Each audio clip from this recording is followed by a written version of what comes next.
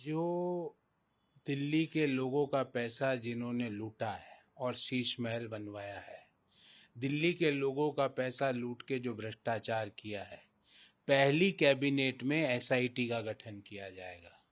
और जितने भी भ्रष्टाचारी है, भले ही वो दारू के भ्रष्टाचार में लिप्त हो, भले ही वो हेल्थ मॉडल के नाम पर दिल्ली के लोगों से जो भ्रष्टाचार कर रहे हो उनमें लिप्त हो, भले ही वो शिक्षा के मॉडल के नाम पे भ्रष्टाचार कर रहे हो उनमें लिप्त हो, क्योंकि कल दिल्ली के लोगों ने भ्रष्टाचारियों के हेल्थ मॉडल को भी हराया है, भ्रष्टाचारियों के शिक्षा के मॉडल को भी हराया है, भ्रष्टाचारियों के दारू के मॉडल को भी हराया है, भ्रष्टाचारियों के ईवीएम के पीछे छुपने के मॉडल को भी हराया है। क्योंकि सौरभ भारद्वाज ईवीएम लेके घूमते थे, मनीष सिसोदिया अपने आप को एजुकेशन का बता रहे थे, सत्येंद्र जैन हेल्थ का बता रहे थे, और दारू का भ्रष्टाचारी इनका सुप्रीम कमांडर, उनको भी हराया है। तो दिल्ली के लोगों ने कुशासन को हरा के सुशासन के कमल को खिलाया है। दिल्ली के लोगों ने प्रधानमंत्री मोदी के विकसित भारत के संकल्प पे वोट दिया है, प्रधानमंत्री मोदी जी की गारंटियों पर वोट दिया है। पीएम मोदी ने कांग्रेस पे लगातार 6 चुनाव से जो है कांग्रेस यहाँ पे हार रही है, हार की डबल हैट्रिक लगाती है। हार की हैट्रिक तो है ही, प्रधानमंत्री जी ने बिल्कुल सही कहा। उसके अलावा आपको जान के ताज्जुब होगा कि 70 में से 67 सीटों पर जमानत जब्त हुई है, मात्र 3 सीटों पर जमानत बची है, और वो टीवी पर आके अपना बखान कर रहे। मुझे मतलब मैं कई बार सोचता हूं उनको मतलब शर्म नाम की चीज ही नहीं है, और अपने आप को जीता हुआ बता रहे। अगर यही जीत है तो ईश्वर उनको ये जीत हमेशा प्रदान करे। 67 मतलब 96% सीटों पर कांग्रेस की जमानत जब्त हुई है। कांग्रेस के वर्किंग कमिटी के मेंबरों के 3,500 वोट आए हैं, 3,500, 3,250 जो अपने आप को वर्किंग कमेटी में मेंबर बन के बैठे हैं। इन लोगों को कांग्रेस तो अब एक कोई पॉलिटिकल आइडियोलॉजी या पार्टी ही नहीं रही है। कांग्रेस तो टाइम पास करती, उसके बारे में क्या क्या है, जो 0-0-0 लाने के बाद भी अपने आप को हीरो समझ रही है।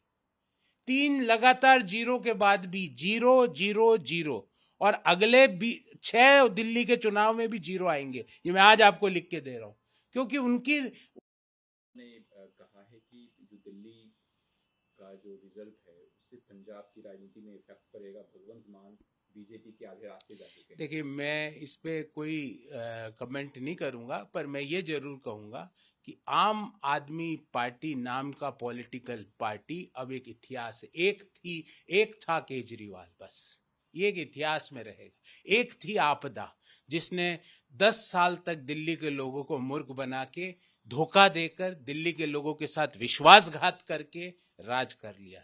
तो ये एक पॉलिटिकल पार्टी अब एक हिस्ट्री बन चुकी है, इनका कोई फ्यूचर नहीं है। कांग्रेस के लीडर्स कह रहे हैं अब रिजल्ट सामने है। अब मुझे समझ में नहीं आता, 6% जिस पार्टी को वोट मिला है वो भी बोलने की हिम्मत रख रही है।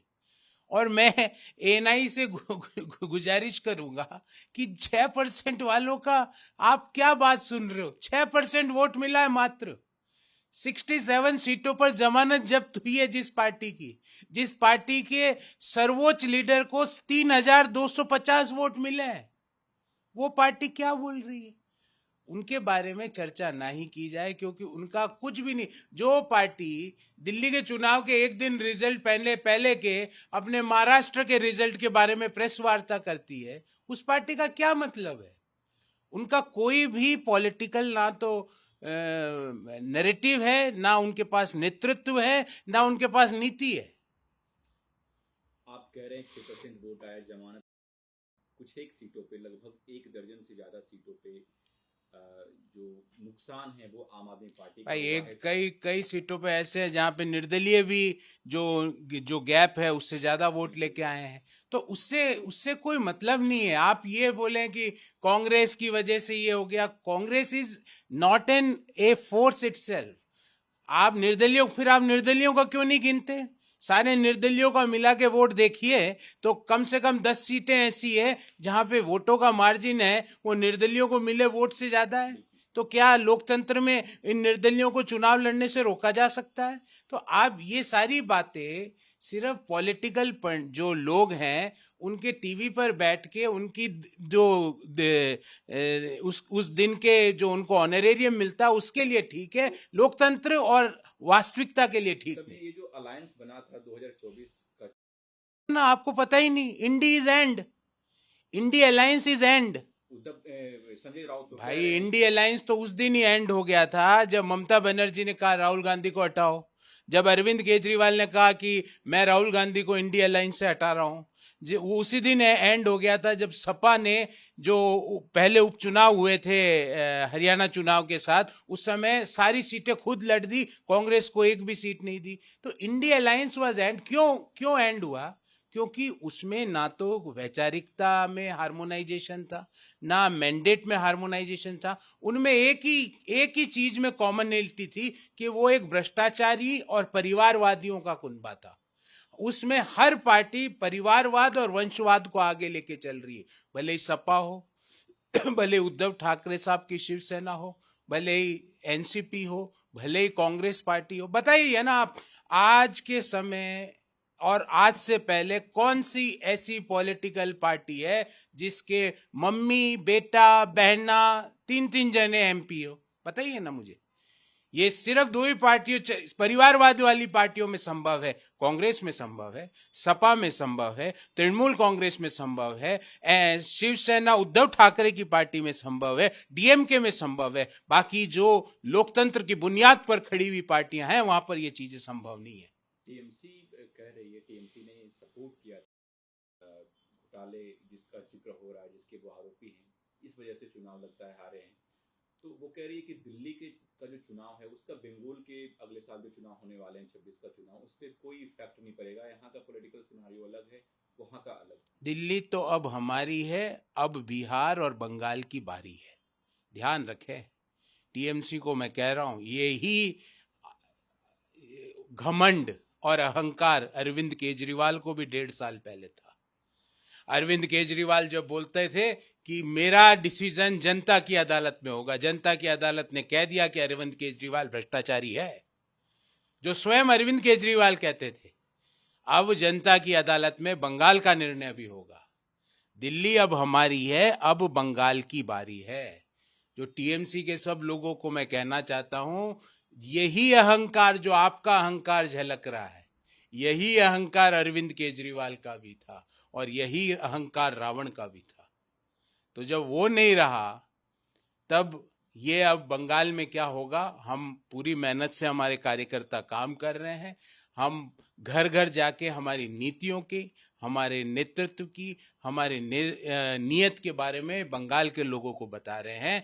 और बंगाल के लोगों को पता है कि डबल इंजन की सरकार आने से प्रदेश में कितनी दुगनी रफ्तार से विकास होता है। तो बंगाल में भी अब डबल इंजन की सरकार बनने वाली है। दिल्ली अभी जाने वाले हैं, आएंगे तब होगा, मतलब एक सप्ताह। इसके बारे में जो भारतीय जनता पार्टी का केंद्रीय नेतृत्व है, पार्लियामेंट्री बोर्ड है, वो आपको इसके बारे में अवगत कराएगा।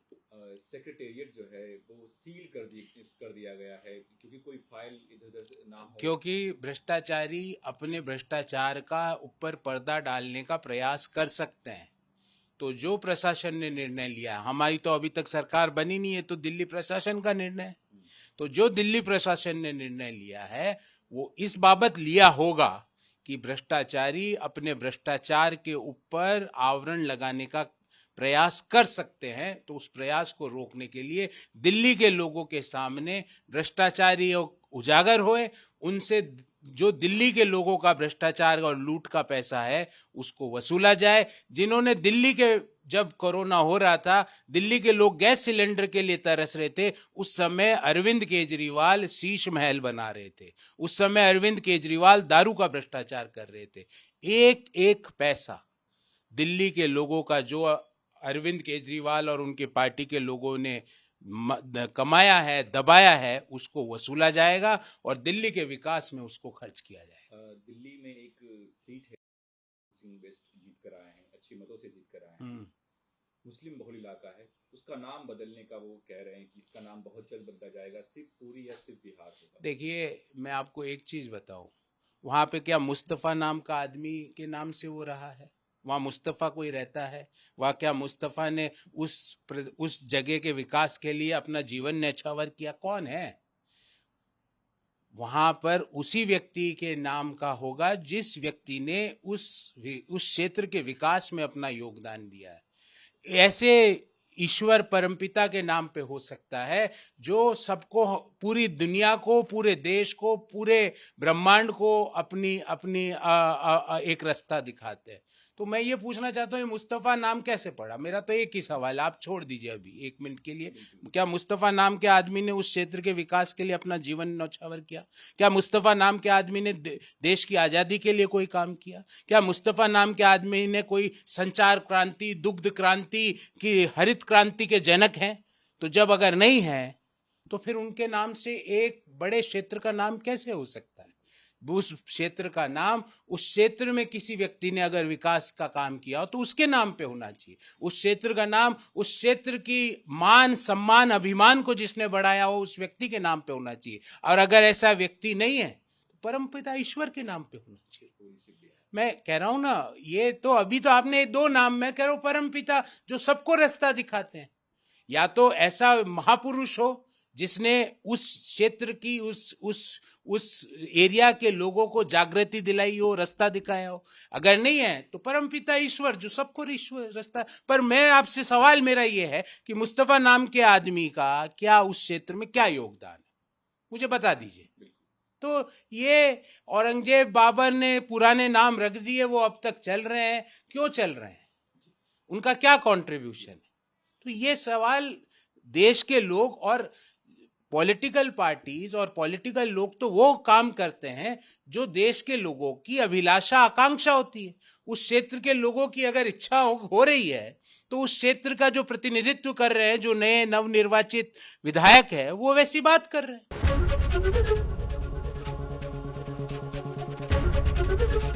एबीपी गंगा, खबर आपकी, जुबान आपकी।